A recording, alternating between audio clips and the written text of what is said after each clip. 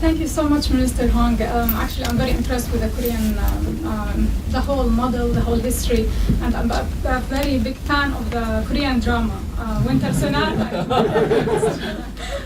My question, actually, I'm very glad that you touched on the family conglomerates, and now, especially with the elections, you mentioned that there is so much work, so much debate about the role of the conglomerates in the economy. And since you worked with SMEs and for a while, so what's your vision, actually? What will happen? How the Korean economy will stand without the biggest role that's played by these conglomerates? If the SMEs are going to chip in as part of the economy, it will change the whole economic model.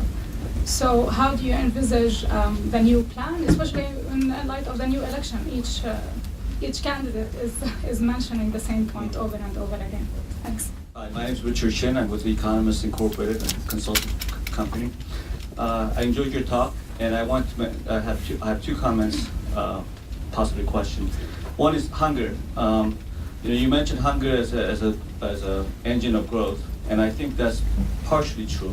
But we also have North Korea that use hunger, North Korea that had nuclear power. But look where they are now. So I think it may explain part of it, but not fully. So you might want to consider that in your theory. My question really comes back down to the driver for the growth for Korea.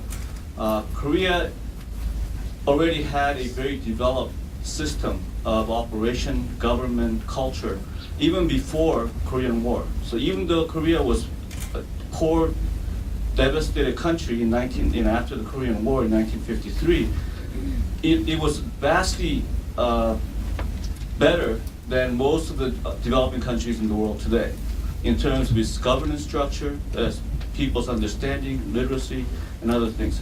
So the question is, given this kind of advantage that Korea had that was kind of fueled with the factors that you mentioned, could this be replicated by the existing developing economies now?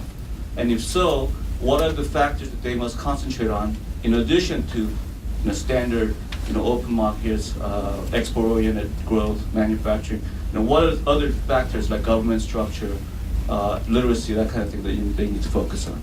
My name is Gabriel Godard. I work here in the World Bank as an economist in Eastern Europe and Central Asia. My question is the following. When we go to different countries and advise governments about their industrial development policies, they're interested in the experience of South Korea because of the success story, but also because it seems it's a place where the government has managed to be ahead of industry almost, in the sense of identifying correctly growth opportunities for industry and putting in place the conditions needed for industry to then build on existing human capital and infrastructure, as you mentioned. What's the secret? What is it that, when you identify these three new areas of growth, what is behind it in terms of how you selected those particular areas, and what do you see as some of the challenges to make them, to help from the government side for them to actually flourish?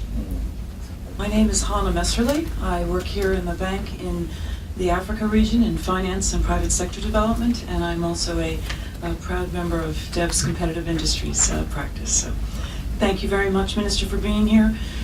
Within finance and private sector development in Africa, we are doing quite a bit of work in the area of tourism and working with emerging economies and governments with the services activities in tourism. And I was hoping you could comment on the role of tourism in Korea's transformation, particularly even from the Olympics and then going onward.